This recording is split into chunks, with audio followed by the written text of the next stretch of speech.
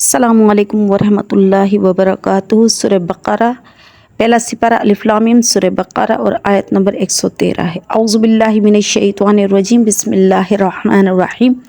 وقالت الیہود لیست النصارى علی شیء، اور یہودی کہتے ہیں کہ عیسائی کسی بھی مذہب پر نہیں ہیں۔ وقالت النصارى لیست الیہود علی شیء، اور وہ کہتے ہیں، نصارہ کہتے ہیں کہ یہودی کسی چیز پر نہیں ہے۔ وہم یتلون الکتاب، اور وہ دونوں ہی اہل کتابیں کتاب پڑھتے ہیں۔ کذالک قال الذین لا یعلمون مثل قولہم، اسی طرح ہی کہتے ہیں وہ لوگ جن کو معلوم نہیں ہے انہی کی طرح۔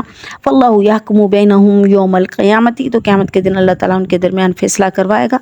فیما کانوا فیہ یختلفون، جس میں وہ اختلاف کرتے ہیں۔ اب پیچھے کا بیان آ چکا کہ یہودی کہتے تھے کہ ہم جنت میں جائیں گے، عیسائی کہتے تھے کہ ہم جنت میں جائیں گے۔ اس آیت میں یہ ہے کہ یہودی کہتے ہیں کہ ہم دین حق پر ہیں، نصاری یعنی عیسائی جو ہیں وہ تو کسی بھی دین پر نہیں ہیں۔ اسی طرح نصاری یعنی عیسائی کہتے ہیں کہ ہم حق دین پر ہیں، اور یہودی تو کسی چیز پر ہی نہیں ہے، ان کا تو مذہب حق ہی نہیں ہے۔ حالانکہ دونوں اہل کتاب ہیں، دونوں کتاب پڑھتے ہیں، وہ کتاب پڑھتے ہیں۔ اسی طرح اللہ تعالیٰ فرماتے ہیں کہ ان کی دیکھا دیکھی وہ لوگ جو کہ لا علم ہے، بے علم ہے، جاہل ہیں، وہ لوگ بھی ایسے ہی کہنے لگے۔ تو اللہ تعالیٰ ان کا فیصلہ تو قیامت کے دن کروائے گا جس میں یہ اختلاف کرتے ہیں۔ لیکن ایک بات میں، ایک بڑا نازک سا ٹاپک ہے، اس کو بھی چھیڑتی چلوں کہ ہمارے پاس یہی چیز ہو رہی ہے۔ ہم کہتے ہیں کہ ہمارے مسلمانوں میں فرقہ بندی بہت زیادہ ہے۔ فرقہ بندی حالانکہ نہیں ہونی چاہیے، ہم کو مسلم ہونا چاہیے۔ لوگ پوچھتے ہیں کہ آپ کون سے فرقے سے تعلق رکھتے ہو؟ بھئی فرقہ کیوں ہے ہمیں فرقہ نہیں ہونا چاہیے۔ کوئی سنی ہے، کوئی شیعہ ہے، کوئی بریلوی ہے، کوئی دیوبندی ہے، کوئی اہل حدیث ہے، کوئی یہ ہے، کوئی وہ ہے، کیوں ہے؟ ہم مسلمان کیوں نہیں ہیں؟ بھئی ہمیں مسلمان ہونا چاہیے۔ مسلمان وہ ہے من اسلم وجہہ للہ، جس نے اپنے آپ کو فرما بردار کر دیا اللہ کے لیے، جس نے اپنے چہرے کو فرما بردار کر دیا اپنے رب کے لیے، وہ ہوا محسن اور وہ نیک عمل کرنے والا ہے۔ ایسے ہی بندے کے لیے تو اللہ تعالیٰ نے فرمایا ہے کہ ان کے لیے ولا خوف علیہم ولا هم یحزنون۔ تو ہم کس طرح اپنے آپ کو فرقوں میں تقسیم کر دیں؟ لیکن فرقے ہیں۔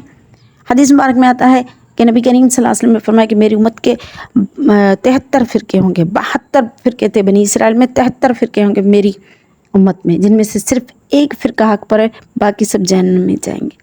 اب آپ سوچیں کہ فرقے ہمارے لیے کتنے نقصان کار ہیں۔ پھر ہمارے لیے فرقوں کے لیے ایک دوسرے کے لیے نفرت، ایک دوسرے کو کافر کہنا اور خود کو حق پر کہنا، یہ وہی طریقہ ہے جو یہود اور نصرانی کا ان آیات میں بتایا گیا ہے۔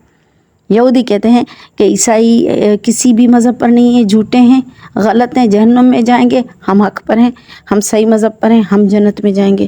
یہی کام عیسائی کرتے تھے۔ عیسائی کہتے تھے کہ یہودیوں کا کوئی مسلک نہیں ہے، وہ جھوٹے ہیں، حق پر نہیں ہیں، ان کا مذہب کوئی نہیں ہے، اور وہ جہنم میں جائیں گے اور ہم جنت میں جائیں گے۔ حالانکہ اللہ تعالیٰ کیا کہتے ہیں؟ اللہ تعالیٰ کہتے ہیں کہ جو اپنے آپ کو اللہ کے حوالے کر دے، جو خود کو مسلمان کہہ دے، جو خود کو اللہ کے احکامات کے مطابق کر لے، وہی شخص وہی ہے جو کہ کامیاب ہے، اور وہی شخص ہے جو اللہ تعالیٰ چاہتا ہے کہ بغیر فرقے کے۔ اچھا، اب اللہ تعالیٰ نے ان کے درمیان فیصلہ قیامت کے دن تو کروانا ہی کروانا ہے، ظاہر ہے۔ دنیا میں تو ان کے لیے کچھ بھی کرتے رہیں، کیا فرق پڑنے والا ہے؟ اصل چیز تو آخرت ہے، آخرت میں اللہ ان کا فیصلہ کروائے گا۔ آگے اللہ تعالیٰ فرماتے ہیں وَمَنْ أَظْلَمُ مِمَّنْ مَنَعَ مَسَاجِدَ اللَّهِ، کون شخص زیادہ ظالم ہو سکتا ہے ان لوگوں میں سے جو اللہ تعالیٰ کی مسجد میں جانے سے منع کرے، روکے، أَن يَذْكُرَ فِيهَا اسْمُهُ، جس میں اللہ کا نام لیا جاتا ہے، وَسَعَىٰ فِي خَرَابِهَا، اور کوشش کرتے ہیں کہ اس کے بارے میں خرابی کریں، نقصان کریں، اس کو ویران کریں۔ اچھا، اس کے بارے میں آتا ہے، پہلے تو میں آپ کو بتاتی چلوں کہ مسجد کو ویران کرنا اور مسجد میں جانے سے روکنے سے مراد کون ہے؟ کون روکتے ہیں اللہ کی مسجدوں میں جانے سے؟ ایک تو اس سے دو قول آ رہے ہیں اس میں۔ ایک تو قول یہ علماء حضرات کے، ایک تو قول یہ ہے کہ اس سے مراد ہیں مشرکین مکہ۔ وہ لوگ کیا کرتے تھے؟ وہ لوگ باقاعدگی سے لوگوں کو مسجد میں جانے سے منع کرتے تھے، جیسے کہ صلح حدیبیہ کا واقعہ ہے۔ صلح حدیبیہ کے واقعے میں بتاتے ہیں کہ صلح حدیبیہ کے بارے میں بتاتے ہیں کہ نبی کریم صلی اللہ علیہ وسلم کو جب یہ کہا گیا، جب آپ صلی اللہ علیہ وسلم نے خواب میں دیکھا تھا کہ میں احرام بند کر جا رہا ہوں اور میں عمرہ کر رہا ہوں، ساتھیوں کو فرمایا ہے، بڑا واقعہ ہے، تفصیل کے ساتھ انشاءاللہ جہاں پر بھی آیت آئے گی تو میں بتاؤں گی۔ فی الحال یہ بتا دوں کہ وہ جب عمرہ کرنے کے لیے جا رہے تھے تو حدیبیہ کے مقام پر ان کو روکا گیا اور ان کو آنے نہیں دیا گیا مسجد میں۔ مسجد سے مراد حرم خانہ کعبہ میں آنے نہیں دیا، اور ان کو روکا گیا اور ان کو کہا کہ آپ عمرہ نہیں کر سکتے، آپ اللہ کے گھر میں آ نہیں سکتے۔ پھر کیا ہوا، آپ حالانکہ اسی جگہ سے روکا جہاں پر اگر کوئی کافر، کوئی قاتل بھی اگر قتل کر کے جائے نا، تو وہاں پر بھی اس کو روکنے کا حق اور اختیار نہیں دیا گیا ہے کہ اس کو آپ روکیں، نہیں روک سکتے، وہ امن کی جگہ ہے، لیکن وہاں پر بھی آپ صلی اللہ علیہ وسلم کو روکا گیا۔ پھر کیا ہوا، آپ صلی اللہ علیہ وسلم اور ان کے ساتھیوں نے کیا کیا، حدیبیہ کے مقام پر جانور ذبح کیے، اور وہاں پر جو احرام کھولے اور وہاں پر اپنے سر منڈوائے اور وہیں سے واپسی کر لی۔ پھر اگلے سال ان کی شرطوں کے مطابق جا کر قضا عمرہ ادا کیا۔ پھر اس سے کیا ہوا، سال میں ہی جو انہوں نے مکہ فتح کیا، آپ صلی اللہ علیہ وسلم نے جب مکہ فتح کیا تو آپ نے کیا کیا، آپ نے ان سب کو معاف کر دیا اور ان کو کہا کہ جاؤ، آج تم پر کوئی معیار نہیں، تم پر کوئی کسی طرح کا کوئی آپ لوگوں کے لیے سزا نہیں ہے، آپ لوگوں کے لیے معافی ہے، کھلے عام معافی ہے، جاؤ سب کو معافی۔ یہ آپ صلی اللہ علیہ وسلم نے کیا۔ پھر لا تثریب علیکم اليوم والی آیت پڑھی حضرت یوسف علیہ السلام والی، اور کہا کہ بھئی تم لوگوں کو میں نے معاف کیا۔ اچھا، یہ تو تھا ان لوگوں کے بارے میں جو مشرکین وغیرہ تھے، یا جو مکے کے مشرکین تھے جنہوں نے آپ صلی اللہ علیہ وسلم کو، ان کے صحابہ کو مسجد میں آنے سے روکا، مسجد کو یعنی ویران کرنے کی کوشش کی، سب کچھ کیا، یہ ان کا تھا۔ اب دوسرا کول ہے بخت نصر کا۔ یہودیوں کی سازش تھی، یہودیوں کے خلاف عیسائیوں نے بیت المقدس پر جو حملہ کروایا بخت نصر کے ذریعے سے، اس کا ہے واقعہ۔ اچھا، بخت نصر کون تھا؟ بخت نصر خود مجوسی تھا، بخت نصر خود مجوسی تھا، اور اس نے کیا کیا، اس نے بیت المقدس پر حملہ کیا، یہودیوں کا قتل عام کیا، اور بیت المقدس میں اس نے اتنی تباہی مچائی بخت نصر نے، اور جتنا یہودی قوم کو بخت نصر نے نقصان پہنچایا کسی نے نہیں پہنچایا۔ بخت نصر نے بہت زیادہ نقصان پہنچایا۔ اس کے بعد ہٹلر نے، یہودیوں کی قوم کا ہمیشہ قتل عام ہوتا رہا ہے۔ سبب کیا تھا؟ سبب یہ تھا کہ ان کے نبیوں نے ہی ان پر لعنت کی تھی۔ داؤد علیہ السلام نے ان پر لعنت کی، سلیمان علیہ السلام نے ان پر لعنت کی، ان کے زبانی قرآن میں ہی لعنت ان پر آ چکی ہے۔ ان لوگوں نے بے انتہا اپنے نبیوں کو تنگ کیا، اپنے نبیوں کو قتل کیا، اپنے نبیوں کا انکار کیا۔ پھر نتیجہ کیا ہوا کہ اللہ تعالیٰ نے ان کے لیے بربادی، رسوائی، عذاب، تکلیف، اذیت اور دنیا کی رسوائی ان کے مقدر میں لکھ دی۔ آج تک یہ اس رسوائی میں پھر رہے ہیں۔ آپ دیکھیں دنیا میں کتنے عیسائی ملک ہیں، گننے پر آئے تو ہم کتنے، سب سے زیادہ عیسائی ملک ہیں۔ پھر اسلامی ملک کتنے ہیں؟ 3 ہیں اہل کتاب، 2 عیسائی یہودی، تیسرا مسلمان، ٹھیک ہے۔ کتنے عیسائی ملک ہیں اور کتنے مسلم ملک ہیں؟ یہودیوں کا ملک کون سا ہے؟ صرف ایک اسرائیل ہے، وہ بھی امریکہ کی اجارت داری پر بنا ہوا ہے۔ آج امریکہ ہاتھ نکال دے تو وہیں کے وہیں عرب اس کو فنا کر دے۔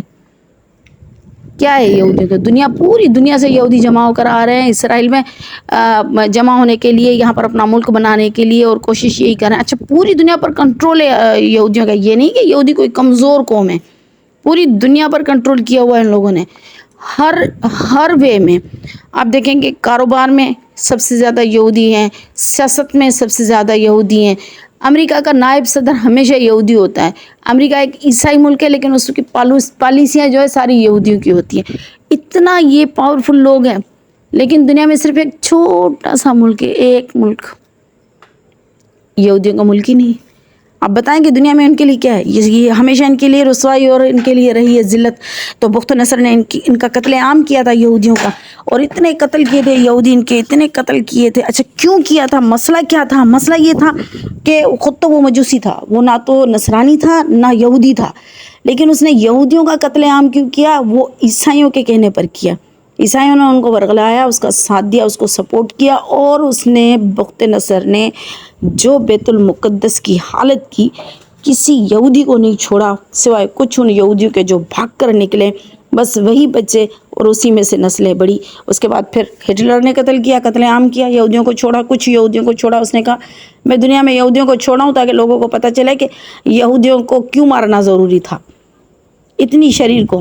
تو یہ اس لیے تھا کہ ان پر اللہ کے نبی کی طرف سے لعنتیں کی گئی تھی۔ حضرت سلیمان علیہ السلام نے لعنت کی، ان کی زبانی لعنتیں، داؤد علیہ السلام کی زبانی لعنتیں، اس نے حد سے زیادہ نبیوں کو پریشان کیا، اس لیے ان لوگوں کا مقدر رسوائی یہ بنی۔ تو اس آیت سے 2 مرادیں، یا تو یہودی مشرکین ہیں جو کہ مکے میں تھے، جنہوں نے آپ صلی اللہ علیہ وسلم کو اور ان کے صحابہ کو عمرے کے لیے مسجد میں آنے نہیں دیا، خانہ کعبہ میں آنے نہیں دیا، باہر روک دیا، اور رسول ادیبہ کا پورا واقعہ ہے جہاں پر آئے گا انشاءاللہ ڈیٹیل میں بتاؤں گی، ابھی صرف یہ کہ یہ مراد ہے، یا پھر اس سے مراد یہودیوں کا ہے قتل عام، جو نصرانیوں نے روکا تھا ان کو بخت نصر کے ذریعے سے ان کو قتل عام کروایا، یہ مراد ہے، دونوں مراد ہو سکتے ہیں۔ اولئک ما کان لهم ان يدخلوها الا خائفین، وہ لوگ یہ تھے کہ نہیں وہ داخل ہو سکتے تھے مگر ڈرتے ہوئے، یعنی وہ مسجد میں داخل نہیں ہو پا رہے تھے، اللہ کی مسجد میں داخل ہونے کے لیے وہ ڈر رہے تھے۔ لہم فی الدنیا خزی ولہم فی الآخرۃ عذاب علیم، ایسے لوگوں کے لیے جو کہ روک رہے ہیں مسجد میں داخل ہونے کے لیے، ان کے لیے اللہ تعالیٰ فرماتے ہیں دنیا میں بھی خواری اور رسوائی کا، ذلت کا عذاب ہے، اور آخرت میں تو ان کے لیے بڑا ہی عذاب ہے۔ اللہ تعالیٰ بچائے، پروردگار اس طرح کی پریشانیوں اور آزمائشوں سے بچائے۔ وآخر دعوانا ان الحمد للہ رب العالمین۔